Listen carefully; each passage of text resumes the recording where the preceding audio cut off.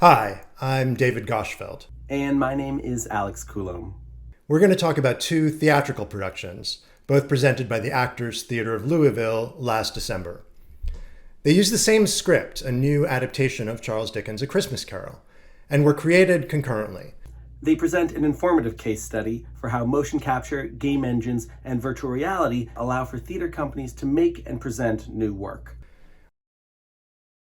One production was performed on stage. It marked the reopening of their theater to audiences for the first time since having closed due to the pandemic in March 2020. The second production occurred entirely in virtual reality. Both shows included characters created using prosumer performance capture and the Unreal game engine. The director, Robert Barry Fleming, adapted the story as a recital, where a sole actor narrates the story as Charles Dickens and plays Scrooge, along with many of the other characters. The ghosts, however, remained as separate characters, appearing as 3D animations. On stage, these appeared as projections on a scrim draped up stage. In VR, the actors, ghosts, and audience all inhabited a fully 3D environment. Let's take a look. Ladies and gentlemen, welcome. And we are live, my dears. Yes, we are. You will be haunted by 3 spirits. Couldn't I take them all at once and have it over, Jacob? No, no, kind spirit, say you will be spared. You decide what men shall live, what men shall die. Way along the crowded paths of life, warning all human...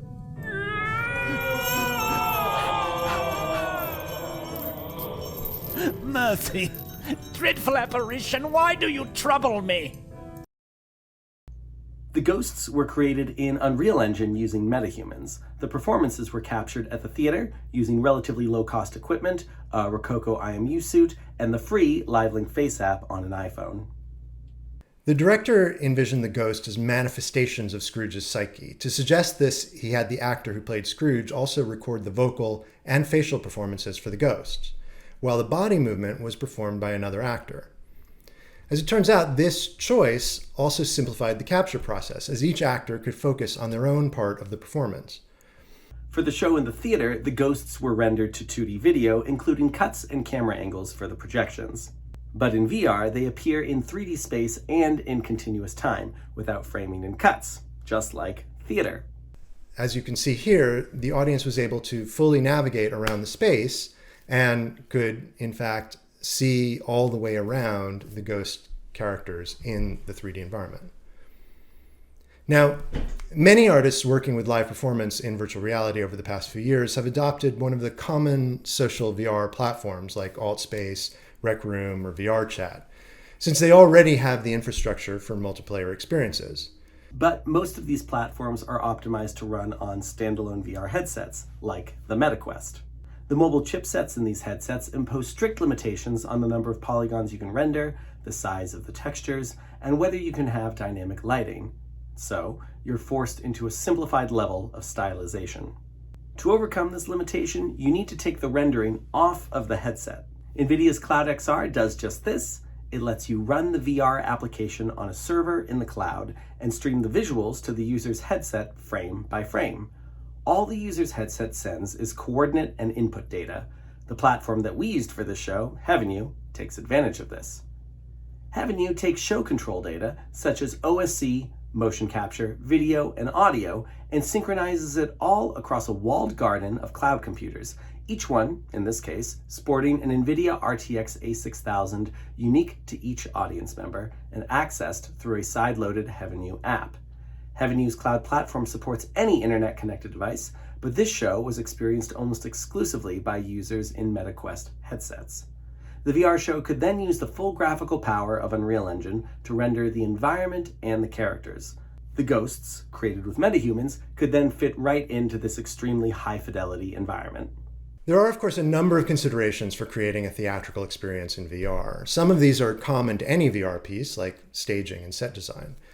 And it bears repeating that virtual reality is a spatial medium, and you need to think about where you place the characters and action in the 3D space, and where your audience will be relative to that action.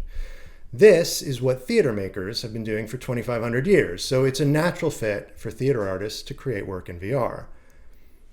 But theater in VR does present some unique concerns. how does the actor's performance get into the space? And what about the audience? And what can they do in the space? Where can they go? What do they even look like? The key element to live theater is that you are there with other living people in real time. So we needed to see the other audience members represented in the space in some way that reflects what they're each doing as independent entities. Psychologists call this social presence, the idea that there are other people there and they are other real people. But if they can see each other, won't they get in each other's way? Also, how do you as a spectator distinguish between the characters of the play and the other audience members? Our solution was to choose a representation for the audience members that was distinctly non-human, that doesn't feel out of place in the world of the play, but is clearly distinguishable from other elements in the environment. The audience was represented, therefore, as small floating sprites, kind of like candle flames, as part of a collective haunting of Scrooge. Each had their own colors, so they retained some individuality, and the flames would periodically flare up, giving them a little bit of a sense of life, even when they weren't moving. And now, let's talk about the actor. For the VR performances, we enlisted Ari Tar, an actor with extensive experience performing in virtual reality. And here's why. As you can see, he's wearing a lot of equipment. He's got an IMU mocap suit, in this case made by Xsense, a helmet holding an iPhone for facial capture, IMU gloves, and a wireless microphone. Every element of his performance is mediated through some form of capture, in fact, through completely distinct systems. The VR actor needs to be able to calibrate their performance to each of the capture systems, all at the same time, in order to produce the desired performance on the other end. And while similar systems are used in film and video games, the difference here is that it's live. We are sending the performance capture data to the audience in real time, so you can't do multiple takes or fix it in post. Now you'll also notice that Ari is not wearing a VR headset. We couldn't get full facial capture while wearing an HMD, so this means that Ari had very limited visibility into the VR world. He had a monitor on each wall of the room he was in, showing a static view of the VR environment in that direction. But as it turns out, that's really not enough to allow him to reliably orient towards the ghosts when those were on stage, making it very difficult to establish a connection between the two characters during those scenes. While there are various possible ways to account for this, the simplest was to resort to the time-honored theatrical technique of faking it. We pre-recorded all of Scrooge's scenes with the ghosts, and when the ghosts were off stage, the actor performed live. When a ghost entered, the control of Scrooge's avatar switched seamlessly to the pre-recorded performance. Audience feedback after the show suggested that this went entirely unnoticed, and because the actor was live for a significant portion of the performance and able to respond in real time to the audience, he was perceived to be live through the entire show.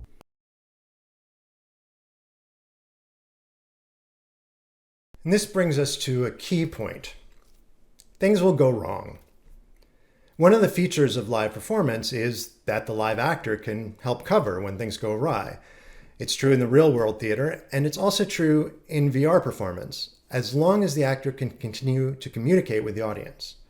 In Heaven U, the audio stream is carried independently of the game engine data, so even if the experience crashes or stutters for a few frames, the actor can still speak to the audience. This ended up being very important during these shows, not only because there were technical issues and it was reassuring to the audience to continue to hear a voice, but there were also moments where we had to load vast scenes of environments and characters, which we knew would cause CPU-bound stuttering, which of course is a recipe for VR sickness.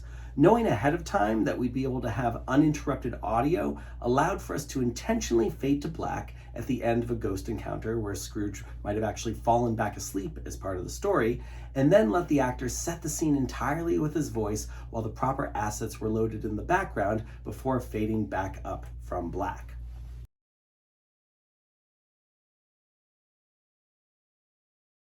We believe both of these productions represent exciting new avenues for further exploration of live performance. Just as the techniques of virtual production are transforming filmmaking and cloud computing is transforming gaming, these same creative tools can also apply to the theater. Performance capture technology is rapidly becoming both more affordable and easier to use, putting it within reach of many theater companies. These two shows represent a practical and effective production pipeline responsive to the creative vision of the director and within the timeline and budget of non-commercial theater. We've learned an enormous number of lessons from these two productions and are already building on that foundation in our current and future work. For us, what's most exciting is the opportunity that virtual reality provides for theaters to expand their reach to a global audience. Experiences that were previously only accessible in person can be enjoyed by audiences up close anywhere in the world. Presented in immersive 3D environments, these performances become a shared spatial experience, qualitatively different from watching a 2D video stream. It's almost like going to the theater, unbounded by the constraints of physical reality.